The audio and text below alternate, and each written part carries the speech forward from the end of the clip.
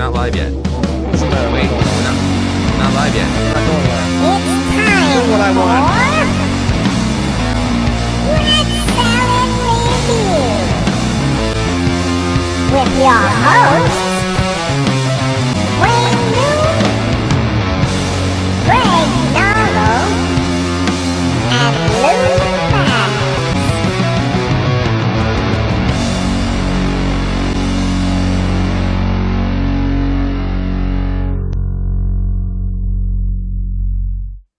They should let our puppets open the new Avatar Kiss shows. They should. That's a good idea. Very good idea. We are not live tonight. And yes, Lou, I know we weren't live. Sorry. Okay. I don't want to put you on the spot there. Yeah, my bad. Sorry, I ruined the intro. But the reason why we aren't live is because I do a show, Red Salad Review Radio, on freeworld.fm. Okay? And this show is going to be broadcast on there first. And I'm going to upload this onto YouTube tomorrow, which would be Thursday. That would be Thursday. So anybody who's listening to this, you're getting to hear this first. And you can see how terrible our podcast is. But actually, this is a historic moment because after 5+ years of Rat Side Review being on YouTube, we are officially a monetized channel. And thank you to all of our subscribers and everybody out there who's watched us. Yes, thanks to everybody. And thank you too, Greg. Thank you. Yeah. And thank you, Wayne. Thank you, Lou. And thank you, Wayne. And thank you, Greg. And thank you to our co-hosts, Manny and James. Congratulations, James, on closing on your house. And thanks to all past co-hosts of Outside Review because, you know, speak for yourself. Well, I'm going to do what Paul and Gene don't do. I'm going to acknowledge our past members. So I acknowledge most of them, and they know who they are. What were you going to say, Greg, before Lou interrupted you? I was going to say it's been fun, and I'm thrilled it's lasted this long because we weren't sure at first. It was just kind of a whim. Kind of just like threw the show on YouTube to see what would happen, and we just never stopped. Yep. So that's just kind of just what we do. We just throw stuff on the wall. No, I don't want to curse because I know we're monetized now. We throw stuff at the wall and see what sticks, and that's how. Also amazing, I wasn't the one that ever got fired. Why do you think you get fired? I have not fired him. I've been fired more times than Greg. This is true. Yeah. I don't really like you that much. I don't like me either. That's okay. We have something in common. But you didn't originally start as a YouTube channel, right? Didn't you start on Twitch at one point? Yes, we did start on Twitch, but we always were a podcast too. We were both. That was always together. Well, yeah, Twitch was first, and then it didn't really work out too well, so we moved over to YouTube, and look where we are now, monetized, and we already made 6 cents. Hot damn! Wow, we are a whole 6 cents. Yep. That and $30 will buy you a pack of bubble gum. If you're lucky. Big league chew, people. Mm-hmm. So anyway, how this show is going to work? We're going to play some music, and then we're going to talk about the last 2 Ozzy albums, "Ordinary Man" and "Patient Number 9." Actually, you know what we're going to do on this show? What kind of music we're going to play? We're just going to play Ozzy-related music. We're going to play Sabbath and some Ozzy. How about that? Make it easy. Well, funny you mentioned. You can start right at the intro when I was coughing my balls off. Segue right in the sweet leaf. Right in the sweet leaf. You got it. Funny you mentioned that. I actually did get something in the mail recently. What's that? So I showed you in the last episode that I got the Super Deluxe of Sabotage and Technical Ecstasy from Black Sabbath. Well, now I got my third favorite Black Sabbath album, Super Deluxe Edition, Volume 4. Cool. So I'm very happy about this. This is a little bit more pricier than Sabotage and Technical Ecstasy, but still worth it. Paranoid, I'm looking for the cheapest option. I'm going to up you one. I just bought Volume 4 yesterday. It was $73 on Amazon. Paranoid, I got it on vinyl because that's the CD version is really expensive. Yeah, for some reason. $65. I don't have a record player. Yeah, 65 as a steal. $65. Sabotage I bought as well. That was $35. Nice. Technical Ecstasy was also $35. I bought that as well. I think that's it. Damn, I should have waited a couple weeks. I got them for around 56 a piece, but shit. Wow. Yeah. Yeah. So those you were one like up me. really. Yeah, I did. I'm sorry. I always have to do that. That's But, okay. I mean, look at that. Nobody beats the Wiz. the prices aren't. Oh, wait, that's the wrong mausoleum you show. have behind you. I was gonna say the prices are insane, but that's Crazy Eddie. Anybody remember Crazy Eddie from back in the day? I Yep. do, and you know that place is closed down for tax evasion. Yeah. That's funny. And in fact, this is the crazy thing. And I follow one of the former associates who was an accountant of Crazy Eddie on X. He was told to go to accounting school so he could help Crazy Eddie forge the books. God. He was groomed. Jeez. I'm surprised there's not like a Netflix documentary on him. There was an MSNBC news piece about it a couple of years ago. That's about Really? that's the only thing they did. It's on YouTube if anybody wants to watch it. We'll check that I mean, out. all he really did was tax evasion, though. It's not like he got into crazy criminal shit. So. Yeah. Dude, we're talking between 7 to 8 figures that they laundered to Europe just to launder back through Latin America and back to them. I'm not saying it wasn't complicated and a lot of money, but I mean, as far as holding the public's interest to get them to sit and watch like a TV movie or some shit made out of it, it's not the most interesting story. Yeah. Still, it's pretty funny. Cool thing I did buy over this last weekend. This Kiss box set. People that are not watching, it's the Kiss. I don't know what the hell you call this box set, but Is that the 2001? The definitive Kiss collection box set. Yeah, it comes with the like 5 or 6 CDs, I think it is. Got the book in here or whatever, and a merchandise catalog. All these CDs.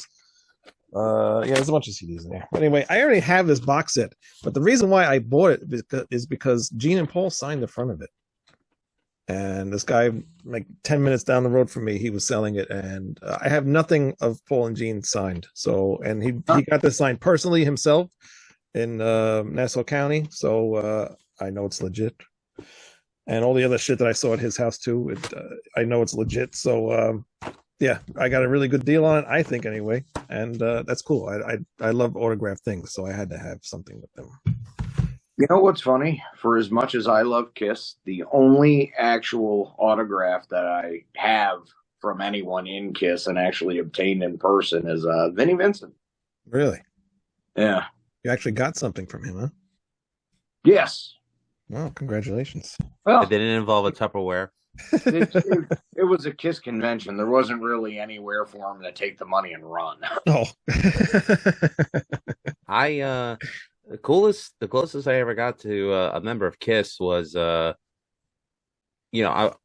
time I was walking towards NBC. It was my last day of work there, and they had just announced the end of the road tour at Good Morning America, and I walked right past them, and I yelled, "We love you, Gene!" And Gene said, "Thank you."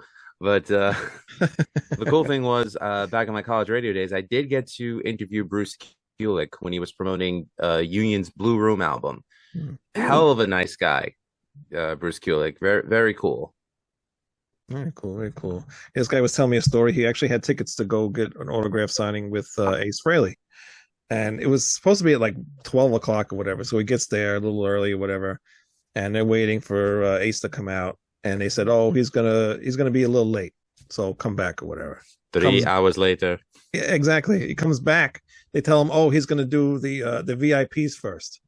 So come back again." He comes back again. Oh, he's still doing VIPs, and then after that, he's gonna go do something else. So he comes back at like 4. He says it's not gonna be till like 4 o'clock. So he ends up just leaving.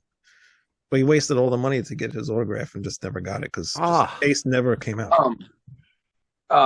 Well, so okay, Vinnie Vincent was the only one I obtained in person, but I have an Ace Frehley autograph on a poster flat for the album cover.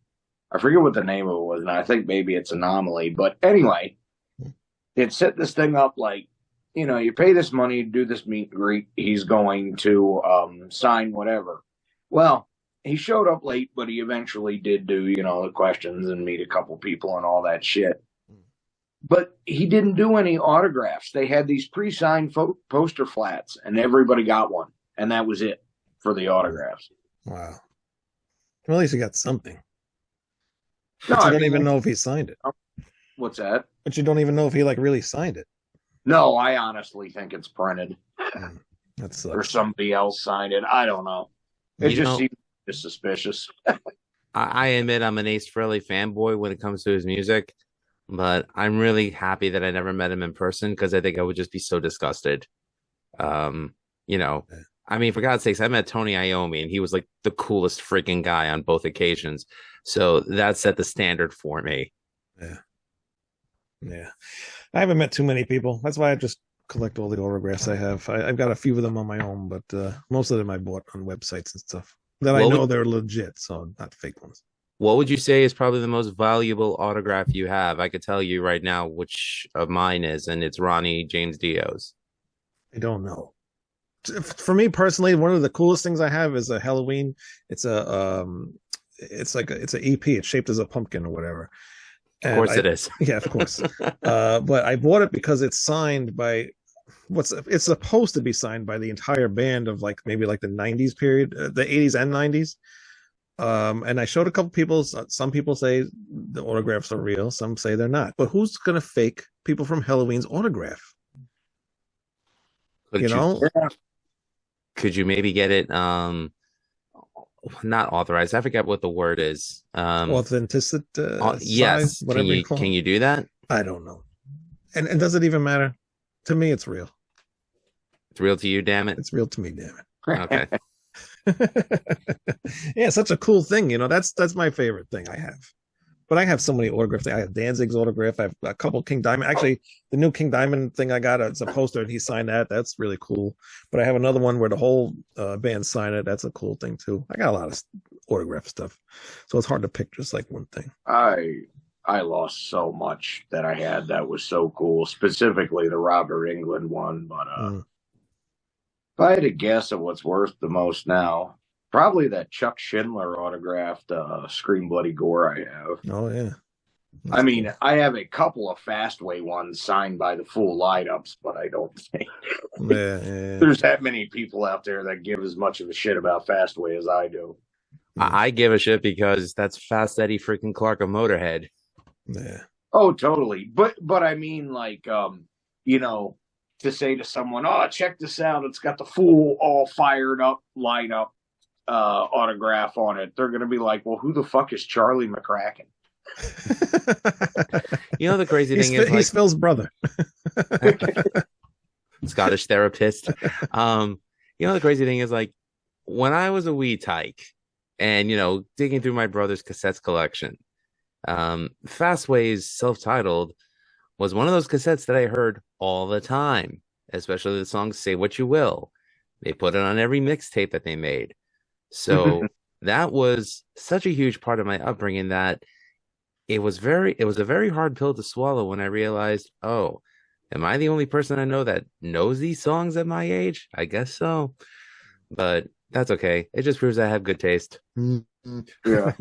Well, the funny thing is I would run into a lot of people that would know who they were because in both the late 90s and the early 2000s, they re-released Trick or Treat on VHS and then DVD. But all they knew and all they liked was the Trick or Treat soundtrack. Right. Be right back, guys. Yeah. But you didn't go back and listen to the other albums? No. Why would we do that? Jesus fucking Christ. Oops. Well, I went for a while. Yeah. Actually, one cool autograph I do have is of Ozzy, actually, which we are doing the show of. And the first album we're going to start off with is Ordinary Man. And I won. There was a contest when this album came out. And I can't remember what the hell the contest was about. Maybe I had a number or something in it. There was a card.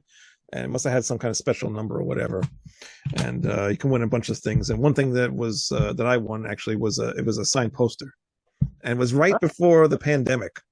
I think, right? When did this album come out? Yeah, 2020. So it was right around that pandemic period, right in the early beginnings of the pandemic. And I was waiting for this poster for like, for forever. I think I did not get the poster for maybe like a year later.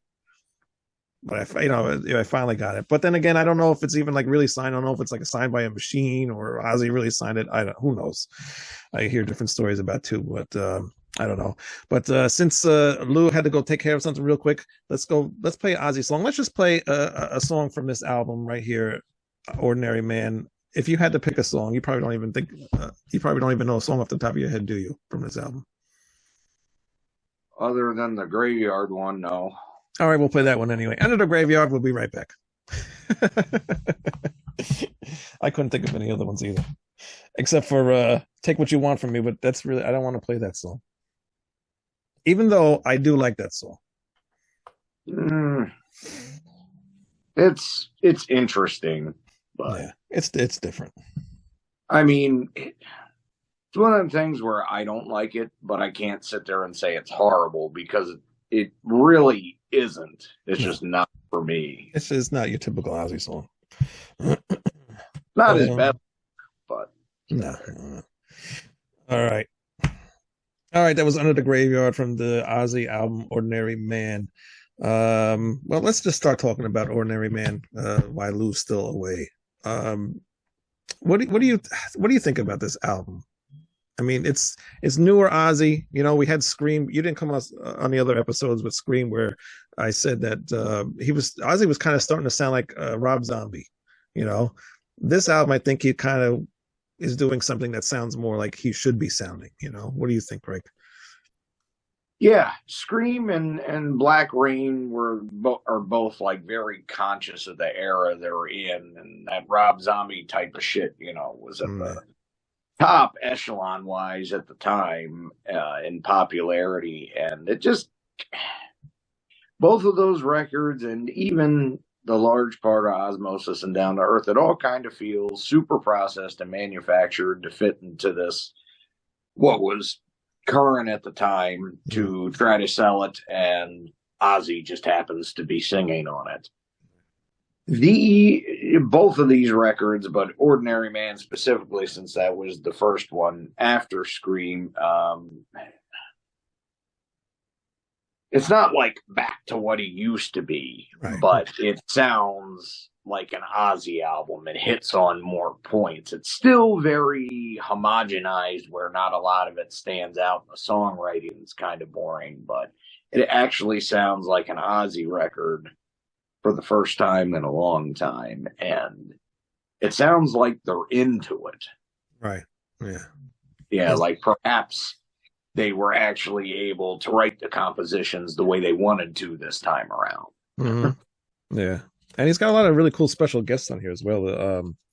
Elton John's on here. I mean, even though I don't really care for that song too much, but he's on here. And that song, I will say, actually is a bad song.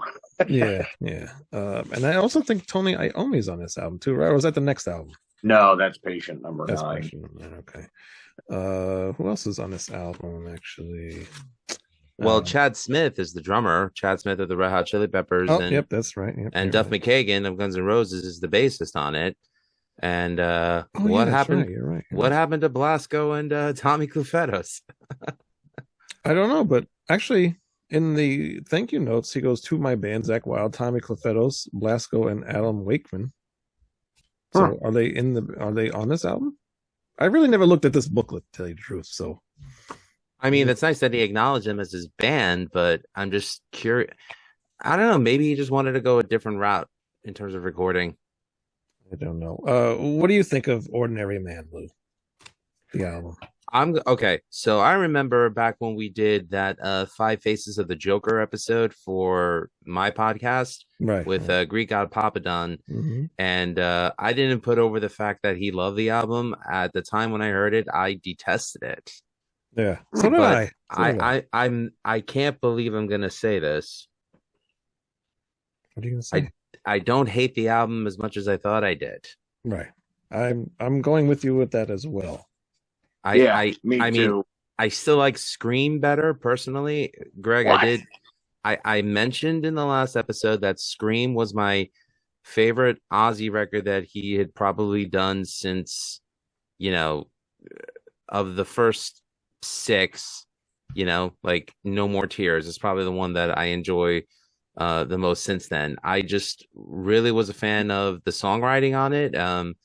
I like the production on it, and I like Gus G's playing. So I I I I enjoyed it, and it was a far better album to me than Down to Earth or Black Rain. So that's just my opinion. Yeah. That's cool. Honestly, the one still throughout this whole thing that shocked me the most was how awful Down to Earth was. I did not remember that record being that bad. I think the only song I mentioned on that I liked was Facing Hell, and the rest was a complete throwaway. Facing Hell and like I said on there, I don't mind Gets Me Through. Like it's not the best song, but it's kind of catchy. But other than those two, there's nothing on there, even a part of a song that really stands out. Yeah. It's funny, you weren't on the episode, but I mentioned too. I used to listen when that came out. I listened to that all the time. I was still in my band that was in Queens, so every time I was, going to band practice, I would bring that album and I would listen to it. And I guess at that time I thought it was good, and then listening to it for this show, I'm like, what did I think was good? I mean, it was better than what was out at the time. We're talking about Biscuit and Papa Roach and all that. I know, but stuff. I wouldn't listen to that crap anyway, But I was on the episode for Down to Earth. You were on the. Oh, that's right. You were. I forget what. Yeah, because Ralph was on the episode too, right? Yeah. Yes. Yeah. I missed Scream and Black Rain. Yeah. No, but still listen to them, unfortunately. Ralph was on the episode of No Rest for the Wicked and No More Tears with us. Is that what you just said? No, I said the other show. You know what? It's the end of the year. We're freaking exhausted. We fought so hard to get monetized that we got here. Give us a break, people. We're here, and we're on freeworld.fm as well, messing up this channel. So my take on Ordinary Man. I think it's okay. I think it's a good album. It's more what I want to hear Ozzy doing. There's some kind of crappy songs on here, like that Ordinary Man song with Elton John. I don't like that song at all. That song's awful. Yeah, it is pretty bad. But Straight to Hell All My Life is okay. Under the Graveyard, I think, is a really good song. And actually, the one song that I think a lot of people are going to be surprised that I actually like is going to be the song Take What You Want. And it has Post Malone and Travis Scott on that song. And I would never think in my entire life I would say I like a Post Malone song, but I actually do like this song. I respect Post Malone because he can actually play. Yeah. Like, have you ever heard him play guitar? No. He's really good. Yeah. And tell that, but you couldn't. But then, you see him in like guitar stores in Nashville, and he's pulling these freaking blues scales and just making them, wail out of an SG. And I'm just like, this kid can play. Because apparently he got his start playing like alternative hard rock and metal back in the day, but he wanted to make money, so I'm not going to begrudge the guy a living. If the music that he makes is what pays his bills and whatever, and he's a father now, so he's got to do what he's got to do. But I can't say I'm a Post Malone fan, but as an artist, I really respect him. Yeah, I'm not going to go out and go buy a Post Malone album because I don't like his other songs. I like this one. It just works with him and Ozzy. I saw a thing on what? I like the song you did for Spider-Man. That's it. I'm sorry. That's all I was going to say. I don't remember. I don't know what that one sounded like. But I saw a thing on YouTube with Post Malone, and some girl was like going crazy about getting a guitar signed from him. I'm like, why is he playing guitar? Like, but now I know why. Well, that part I know, and I mean, it's not a bad song. It's just not one. It's not something that we would expect to hear on an Ozzy album, but it comes off good. It does. Definitely one of the better songs on the record. Yeah, I think so too. And I like the direction he's going in here. Like I said before, he was kind of going at a Rob Zombie type thing, and that didn't work with me with Ozzy. This fits with Ozzy. It's more the music kind of goes along with his vocals a little bit better. Everything fits a little bit better. Everybody's playing really good on this album too. So I think this is kind of not back in the form like the early albums, but enough where I can say I like a couple songs off of this finally. Yeah. Yeah, there was a period where Ozzy was guesting on other people's music. I think back in the 80s, like Was Not Was, and Oh yeah, yeah. that was so far out of left field Mm. for Oz. But I will say at least this does feel more like something that you would want from Ozzy. So, I'll say that. But I think, and I can't believe I'm going to say this, but I think the hero of this album is not Ozzy himself or Post Malone, but it's Andrew Watt, the guy that produced it and played the guitar for it. This is a guy who was in California Breed with Jason Bonham and Glenn Hughes. So he's obviously very, very talented. And if he's playing with them, one who's the son of John Bonham of Led Zeppelin and one who was, a founding member of Trapeze and a former member of Deep Purple and Black Sabbath, they're veterans that have earned their place in the world of rock music. So the fact that I think he was like either in his late teens or his early 20s when he played with them, if that's how you're cutting your teeth as a musician, then you obviously know what you're doing. Yeah, I think so. Ordinary Man debuted at number 3 on the U.S. Billboard 200 with 77,000 equivalent units, including 65,000 pure album sales, and it's Ozzy's 8th top 10 album on the chart as a solo artist, and he equals the peak of his 2007 album Black Rain. It's definitely a better album than 13. Yeah, I think so. All right, let's get to patient number 9. The Ozzy album, the final one for now. This is the latest one that's out. I'll let you go first, Greg. Go ahead. Well, honestly, if he stopped here, I think he'd be going out on pretty much a high note. The guest performers on this, I think, were definitely more suited for Ozzy and kind of worked better overall than on Ordinary Man. My favorite song on the whole thing is, I can't remember the name because I lost my notes, but the one he does with Jeff Beck. That's patient number 9. Patient number 9 title track. Yeah. Okay. He also does 1,000 Shades with him.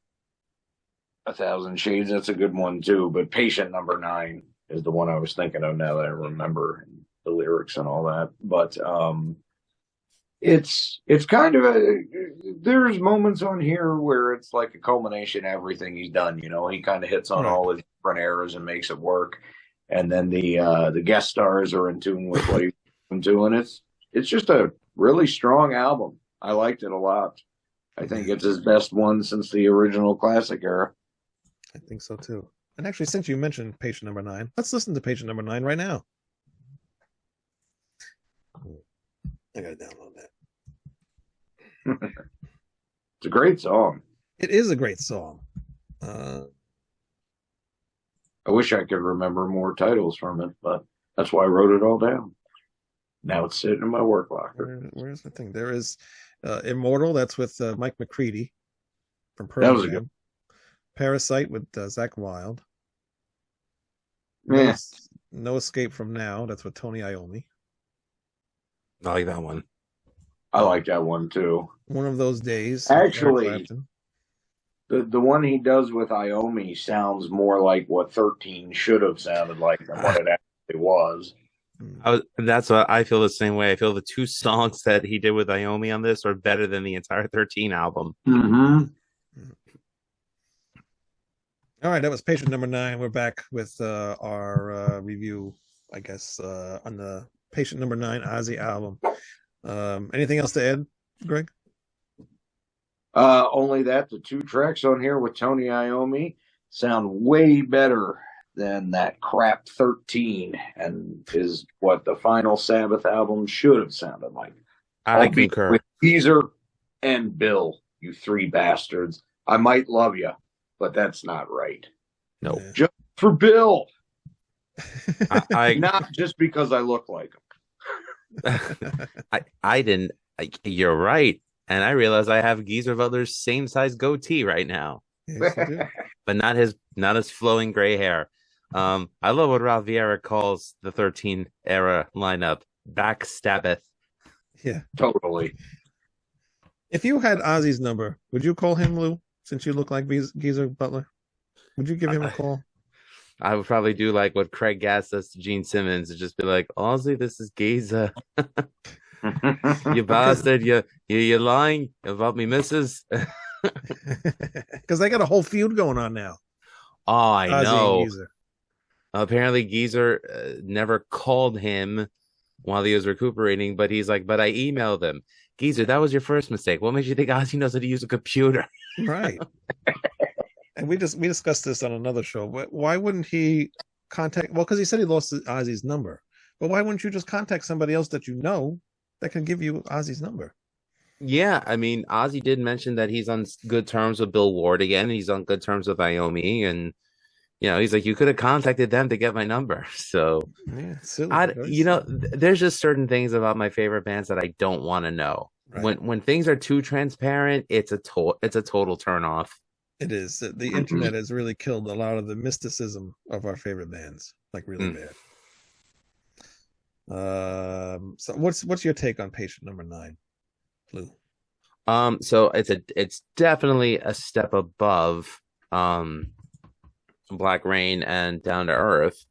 I think it's slightly beneath Ordinary Man and Osmosis, but I still think it's a good album.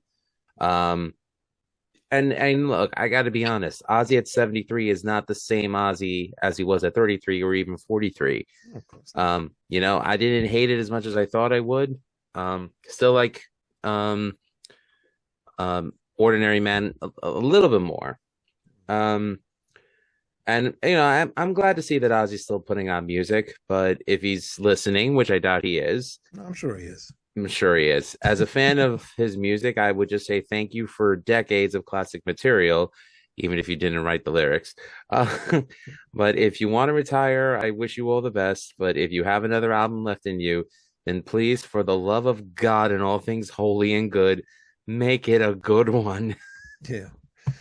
He has writing credits on every song. Well, yeah, well, he was also solely credited on Bark at the Moon at one point. So. No, still is. Still? Okay. Do we think that he's ever written a lyric? Totally. He has. For his solo stuff. For solo stuff? Yeah. I don't know if he's ever sat down and written a full song, but it's definitely documented. He's written some verses and some lines. Yeah. Come up with some melodies, but I don't know outside of the Writ and a couple others if he ever sat down from beginning to end and wrote the lyrics to anything during his solo career. I'm not sure. Yeah. I'll say one thing though: what the Super Deluxe editions of the Black Sabbath material does, especially Volume 4, Geezer and Tony and Bill would have the music all planned out, and they bring Ozzy in and be like, okay, just sing anything over this. And you could tell that those are not Geezer's lyrics, because Geezer's lyrics are very intelligent. Right. Yeah. But the melody lines that Ozzy was coming up with, I could see why it made it easier for Geezer to write lyrics over those melody lines, because they were laid out right there for him. So, I will give all the credit in the world to Ozzy, because writing a melody line for a song is not easy. It's not easy at all. No. The funny thing about this album, it was I don't know, I think he already started working on this after he was still doing Ordinary Man, but when Ordinary Man was released, they said they started working on Patient Number 9. And this album came out pretty quickly, I think, too. The other funny thing is, I think after this album was released, Jeff Beck ended up dying. Mm-hmm. Right? Yep. So, Patient Number 9 was released and Jeff Beck was dead. But such a great song. That's probably one of my favorite Ozzy songs that's been out in a very long time. I think that song just it's one of my top favorite Ozzy songs. Oh yeah, it's great. No, I put it up there with that. That's what I mean when I said this is, I think, the best one since the classic era. Yeah, It's just got a really good sound. It's very catchy, very melody. Just everything that you want to hear in an Ozzy song. It's in that song. Well, almost everything. Almost everything, but you don't hear the crazy guitar solos and all that stuff. But it's almost there. Well, this is better than what we've gotten. And what? And Bob Daisley would be Bob nice. Daisley. It would be nice, but I don't think that's going to happen. Yeah, I mean, no, especially not now. The funny thing is to see Mike McCready from Pearl Jam on this album. But I mean, we also got Chad Smith, so that was another like weird thing too. Like out of nowhere with him being on Ozzy albums now. Well, Chad Smith was a metal drummer. Oh, of course, I know. Yeah. Like the funny thing, I was watching an interview with John Frusciante, and he says when Chad came in for his audition, he was like decked out in a Metallica shirt, and John was like, "Get him out of here, get him," And then he heard him play, and John's like banging on the drums, like like that, and John was like, "Okay, we'll keep him." So no, he's a really, really good drummer. He is. And he plays with that little tiny kit, but he's one of those drummers that can make that little tiny kit seem like it's like a 10-piece drum kit or something. He's that good. So I always liked his drum style. And he got Tony Iommi on here and Eric Clapton. Who ever thought Eric Clapton would do anything with Ozzy? It's kind of weird.